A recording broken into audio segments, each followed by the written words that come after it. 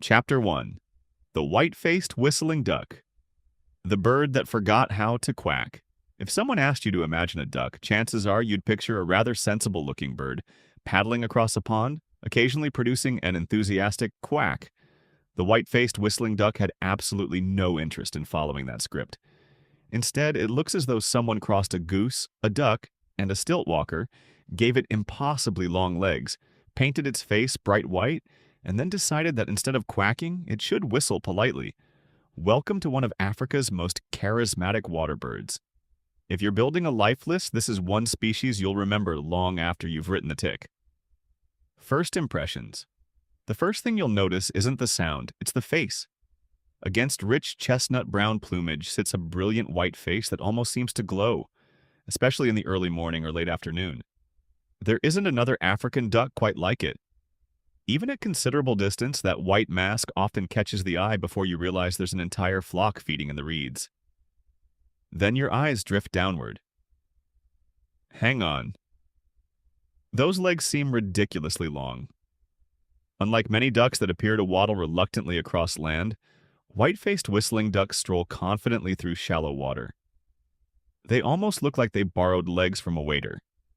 And then, just as you're admiring them, not a quack. A soft, high, clear whistle.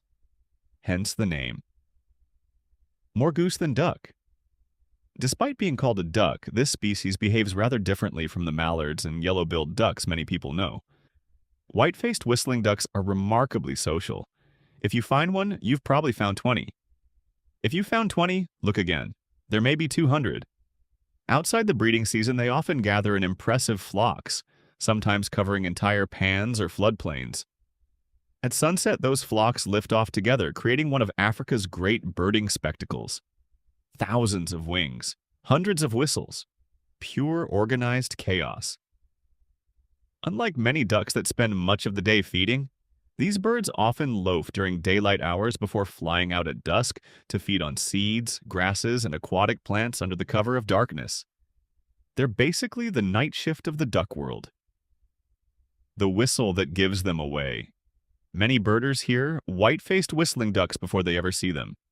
The call is surprisingly delicate.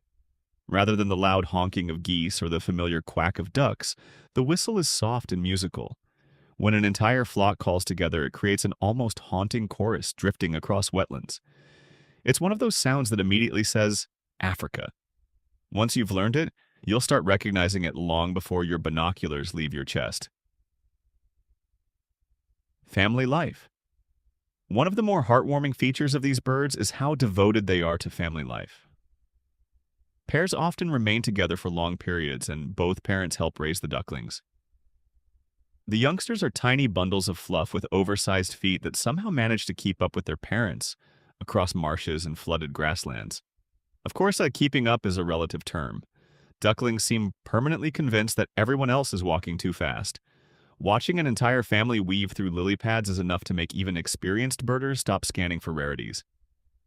Sometimes the common birds provide the best entertainment. Masters of wetlands.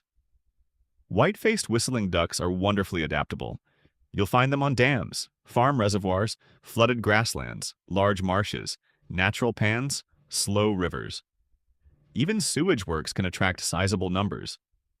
If there's shallow freshwater with plenty of vegetation, there's a reasonable chance these elegant ducks have considered it suitable real estate.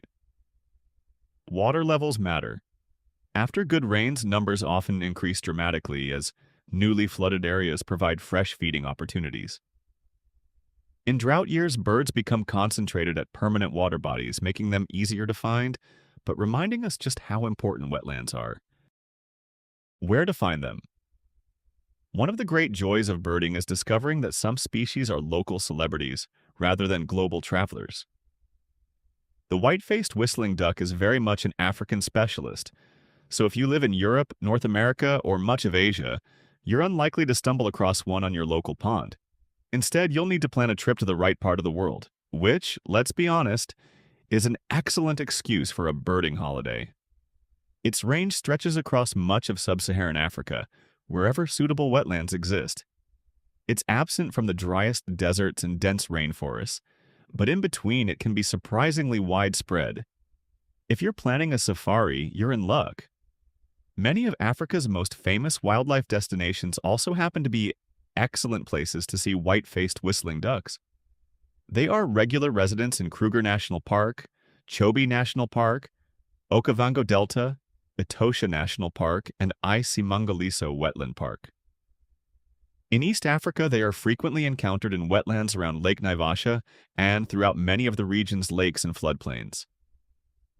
The secret isn't necessarily choosing the biggest lake, it's finding shallow freshwater with plenty of reeds, floating vegetation, and grassy margins. These ducks favor wetlands where they can feed, loaf, and disappear into cover when they choose. Your best chance is often early in the morning or late in the afternoon, when the light is soft and the birds are most active. Better still, arrive before sunrise and simply listen. That gentle chorus of whistles drifting across the water may guide you straight to your first flock. And don't be surprised if your first sighting isn't of one elegant duck, but 50. White-faced whistling ducks are wonderfully sociable, and once you find them, they often seem to have invited all their friends. Similar species. Fortunately, white-faced whistling ducks are among the easier African ducks to identify. That striking white face is unique. The only species likely to cause brief confusion is the fulvous whistling duck, another member of the whistling duck family. However, fulvous whistling ducks lack the brilliant white face, and instead wear warm cinnamon colors with darker streaking. Once you've seen both, you'll wonder how you ever thought they looked similar. A birder's moment. Every birder has certain species that become woven into memories, rather than simply lists. Perhaps you watched your first flock lift from a misty pan at sunrise. Maybe you heard their whistles drifting through camp while making your first cup of coffee. Or perhaps you spent 20 minutes searching for the source of that mysterious sound before finally noticing 50 birds standing quietly in plain sight. White-faced whistling ducks have a habit of turning ordinary wetland visits into memorable ones. They're rarely in a hurry. They seem permanently relaxed. Even their calls sound as though they're gently reminding one another not to miss dinner. Tick or treasure. Some birders race through checklists, others linger. The white-faced whistling duck rewards the second approach. Instead of taking your photograph and moving on, spend a few extra minutes watching. Notice how the flock constantly chats. Watch individuals stretch those improbably long necks before settling back to sleep. Observe the synchronized takeoffs that somehow avoid mid-air collisions despite appearances suggesting otherwise. The longer you watch, the more personality emerges. That's often true of birds. The species we assume are just another duck frequently become favorites once we give them our time. And if you happen to hear a gentle whistle floating across a marsh before sunrise, pause for a moment. Somewhere out there, a flock of white-faced whistling ducks is beginning another day, without quacking once.